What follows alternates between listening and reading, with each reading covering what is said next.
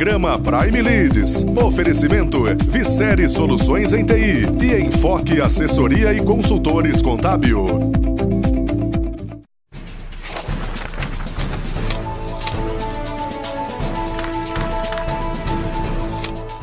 Sejam bem-vindos a mais um programa da Prime TV. Obrigado, telespectador, pela tua audiência. Obrigado por esse encontro semanal que nós temos aqui na Prime TV. Um programa voltado para negócios e voltado para carreiras. E eu tenho hoje a satisfação de receber um amigo, Marcelo Schmidt. Marcelo, que é um executivo bem conhecido no mercado, passou por diversas empresas multinacionais aqui no Brasil e hoje gentilmente aceitou o meu convite para estar me ajudando a fazer mais um programa da Prime TV. O Marcelo que está voltando da Holanda, estavam falando um pouquinho nos bastidores lá sobre o clima, sobre a sociedade e hoje ele está se ambientalizando novamente no Brasil. Marcelo, prazerzaço rever o amigo, obrigado por ter aceito o meu convite, está aqui me ajudando a fazer mais um programa da Prime TV. Prazer é meu, Luciano. Como é que foi a passagem lá para a Holanda? Um ano longe da família, como é que você conciliou o trabalho com a distância, com os familiares? Como é que foi essa experiência na tua vida, Schmidt?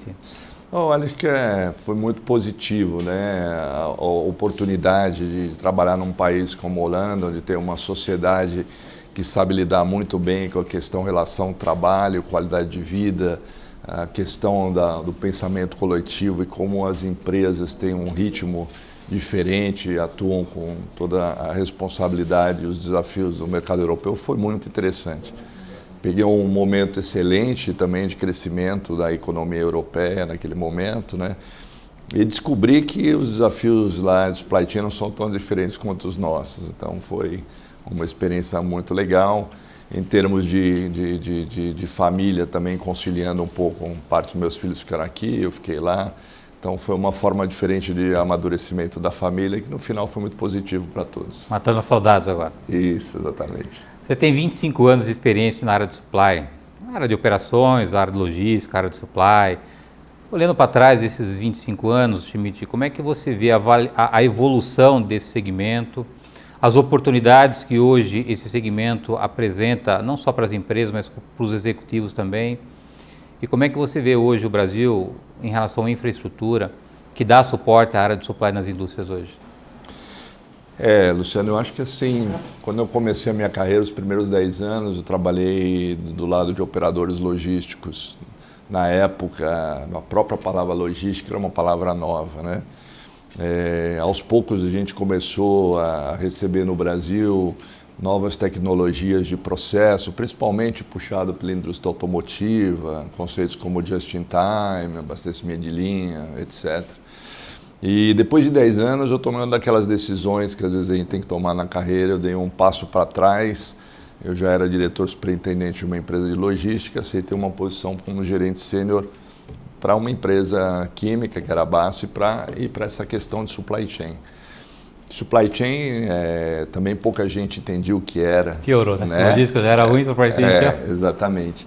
E hoje acho que isso está bastante amadurecido nas empresas como carreira, né?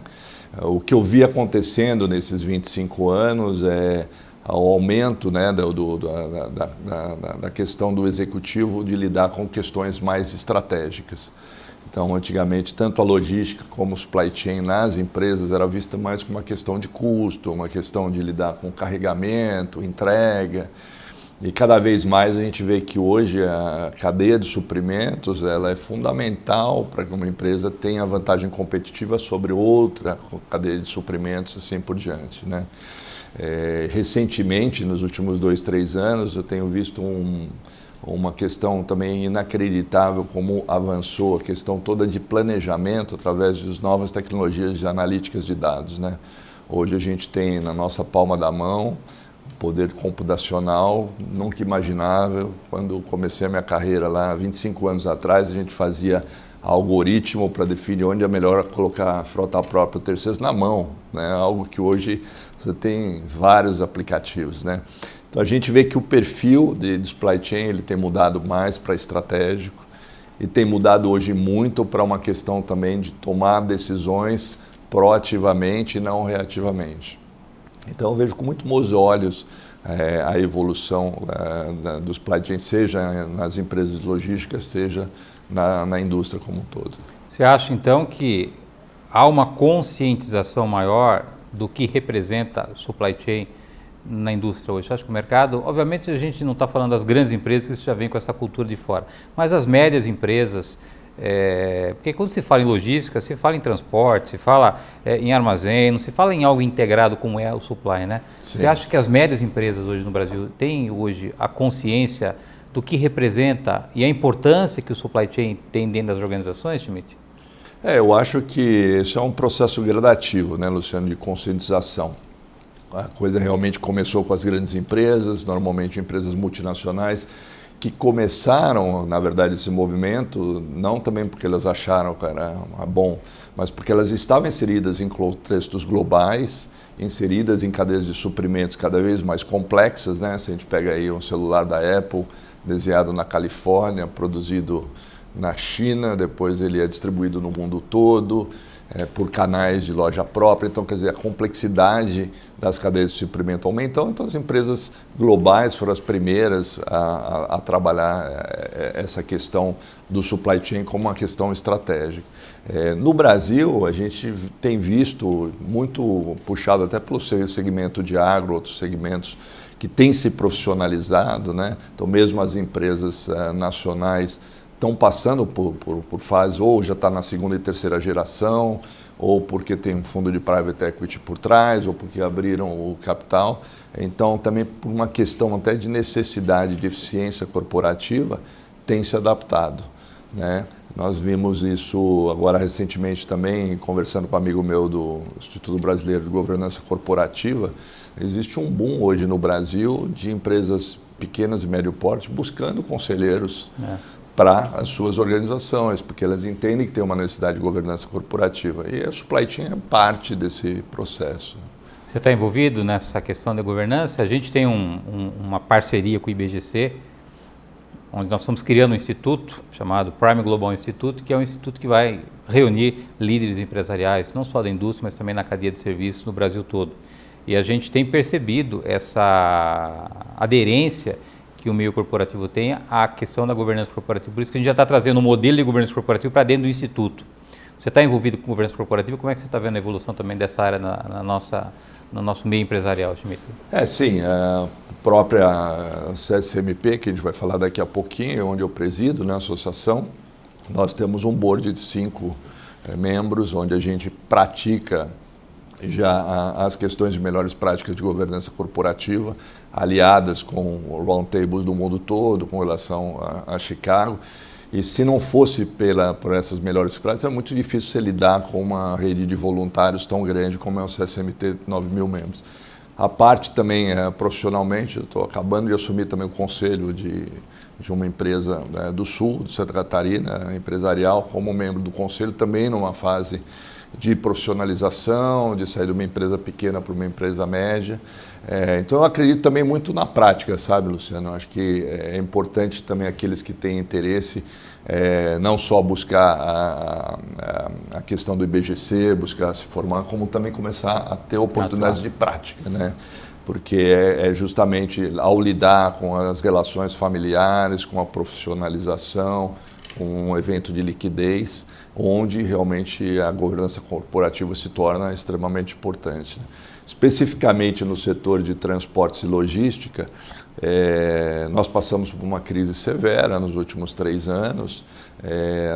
Nós podemos ver hoje, estar conversando com um amigo meu também, que disse que, está comentando com a análise dele, que 3, 4 anos atrás nós tínhamos quase 300 empresas com mais de 1.000 veículos próprios. Hoje esse grupo não passa de 120. Então, assim, está havendo uma consolidação no setor, aos poucos, quase que silenciosa, mas que vem em prol da profissionalização também. Então, esse momento de retomada da economia brasileira é um momento de oportunidade, né? Então, aquelas empresas que estão se fundindo, estão buscando uma consolidação, vão precisar, de qualquer forma, ter um processo de governança.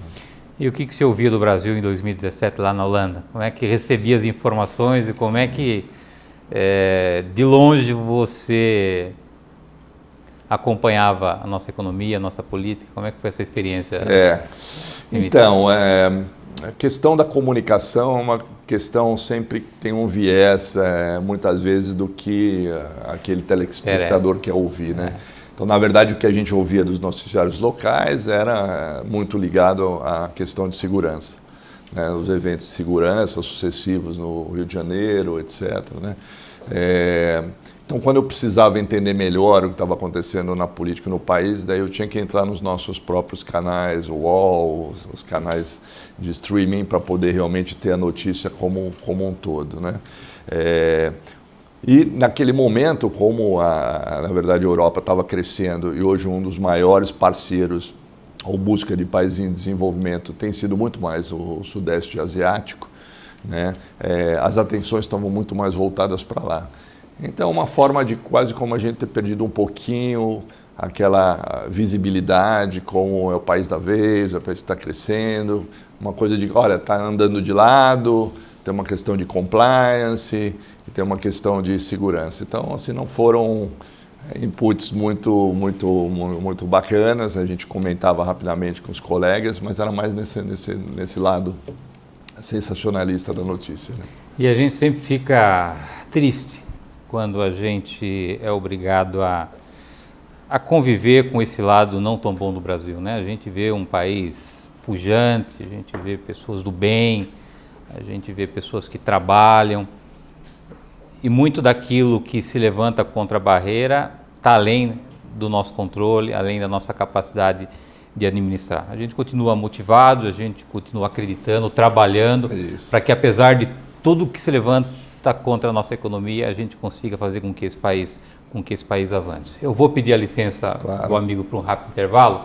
Na volta nós retomamos o assunto com o Marcelo Schmidt, o Marcelo que é presidente da CSCMP e um executivo de 25 anos de experiência no mercado. Nós voltamos no instante.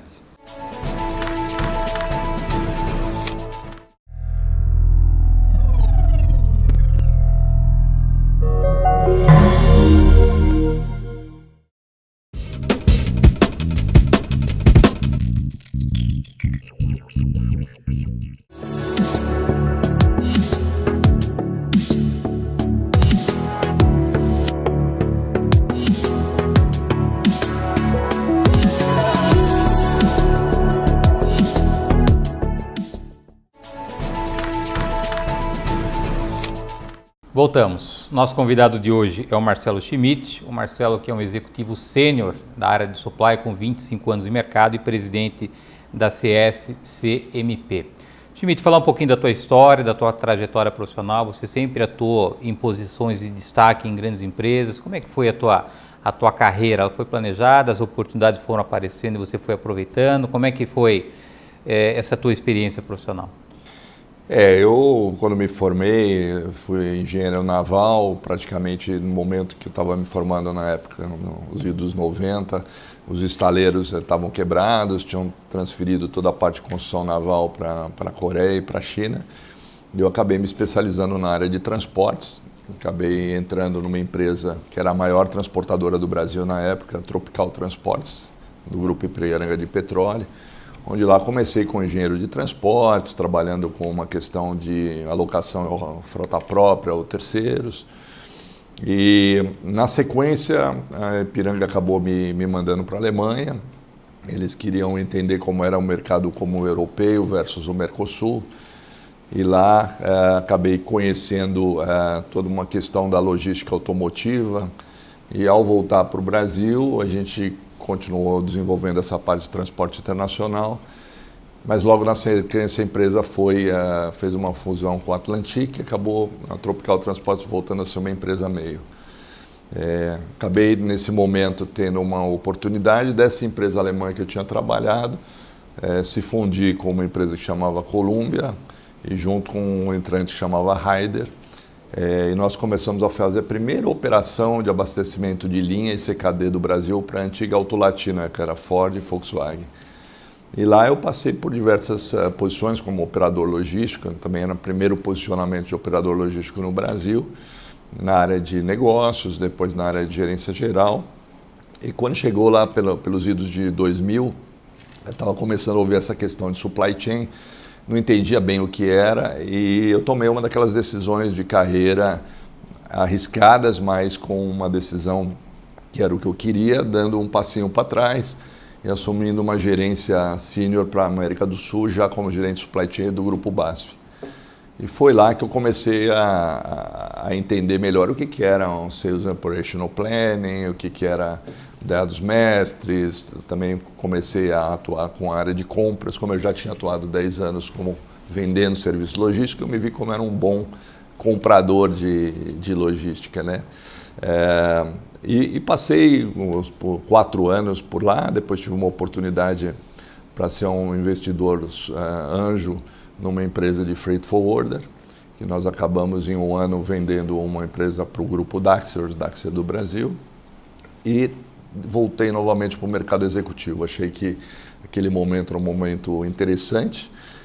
Nós estávamos num crescimento muito grande também no Brasil, já naquela época, e eu recebi uma proposta do grupo de Gerdau para participar de um grupo de 30, 40 executivos que foram contratados na época para ajudar no processo de expansão. Nessa época que o grupo Gerdau entrou e comprou operações nos Estados Unidos, na América Latina, e fiquei responsável pela área de aços longos, com gerência geral de logística, e foi uma operação muito grande. Nós tínhamos 33 usinas, 1.200 funcionários, então praticamente quase como uma empresa de logística, né? Nesse período eu tive a oportunidade de participar em alguns conselhos de administração. Entrei nos conselhos de administração no Porto de Salvador, Aratu, Angra dos Reis. Comecei a participar no conselho da MRS também. E aí comecei então a entender como executivo não só aquela questão de logística de execução e de supply chain, né? Mas também como um influenciador e como gestão líder de pessoas, né? A partir daí, isso foi basicamente em 2009, tive uma oportunidade para ir para a Goodyear, onde eu assumi a posição para a América Latina, onde daí o desafio voltava a ser muito mais também de como é que a gente implementava melhores práticas de Sales and Operational Planning em diversos países, né?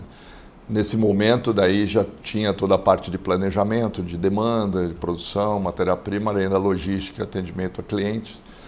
E justamente aí começaram a chegar essas novas tecnologias que eu estava comentando.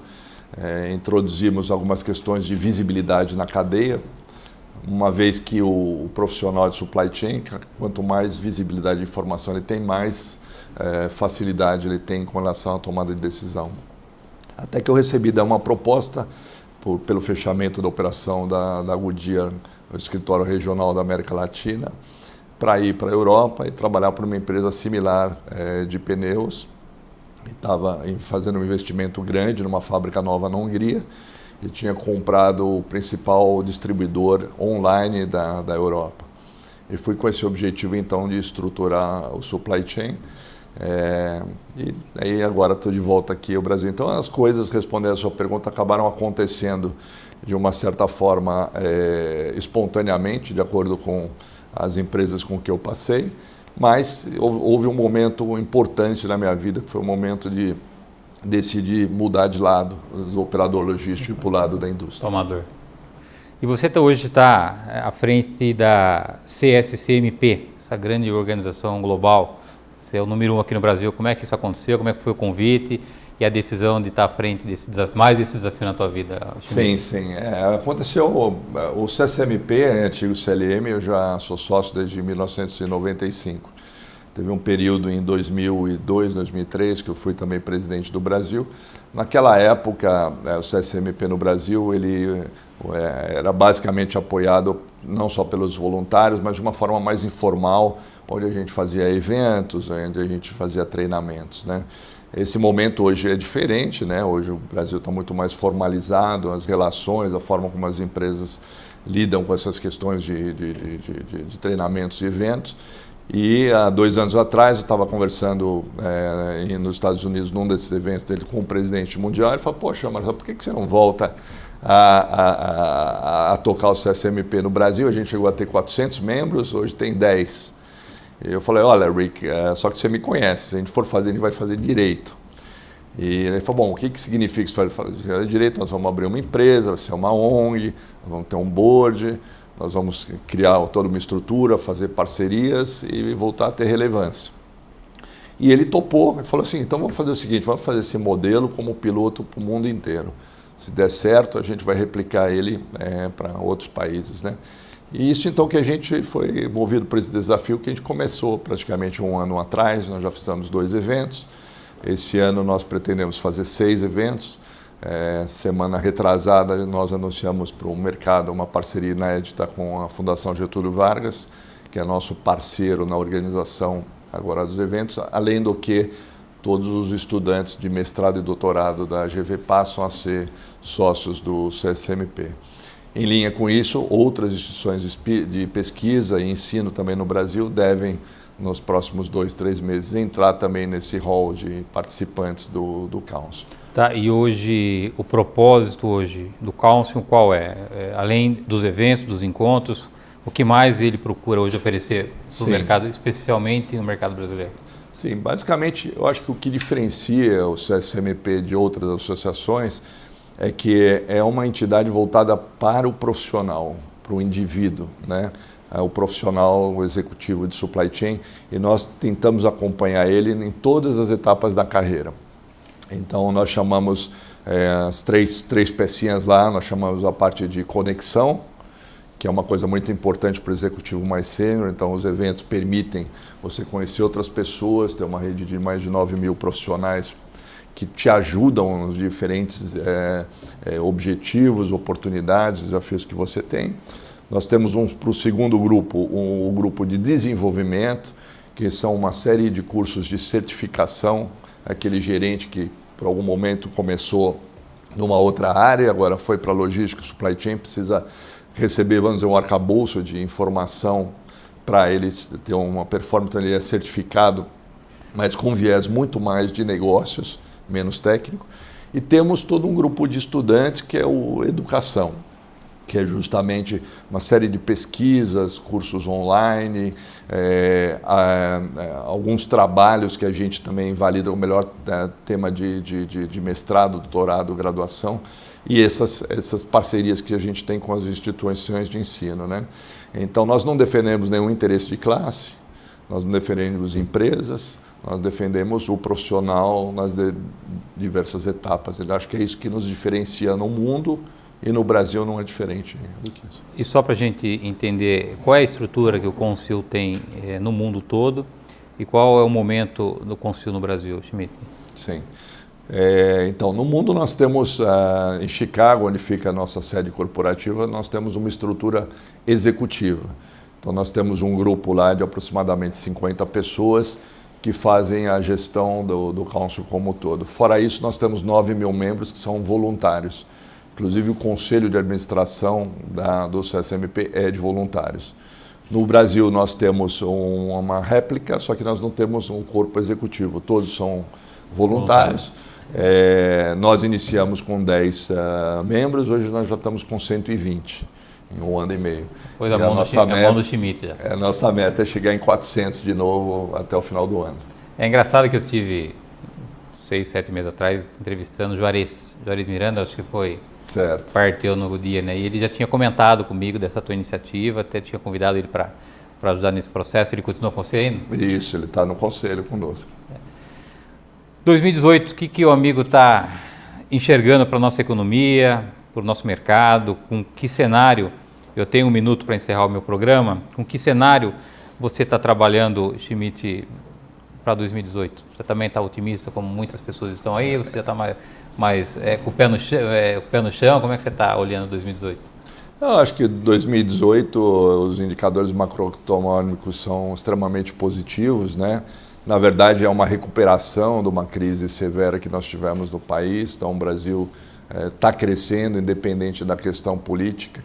Eu acredito que o segundo semestre vai ser um semestre já mais nervoso por todas as questões que estão colocadas na mesa dos participantes, dos players que vão ser o nosso futuro presidente da República. Mas tem um Brasil que a gente não pode esquecer que é o Brasil agrícola, é o Brasil que dá certo, que eu acredito que vai continuar acontecendo. Então, eu tenho uma visão otimista com relação ao país. Acho que com relação à indústria é importante que esse novo presidente ele consiga manter o marco regulatório adequado, as políticas de investimento, e que a gente consiga equacionar a questão fiscal do país, que isso é fundamental. Acho que isso resolvido, nós temos tudo para ter uma nova década muito boa pela frente. Prazerzaço revê-lo, obrigado pela gentileza de estar aqui. Sempre que você tiver novidades lá do lado da Consil, por favor, convite para que o amigo esteja aqui permanente. Muito obrigado, Luciano. É um prazer a mim, a você e a todos os ouvintes. Obrigado, telespectador, por estar conosco em mais um programa da Prime TV. Lembrando que o programa Inédito vai ao ar toda terça-feira, às 9h30 da noite. Eu aguardo vocês na próxima semana. Até lá.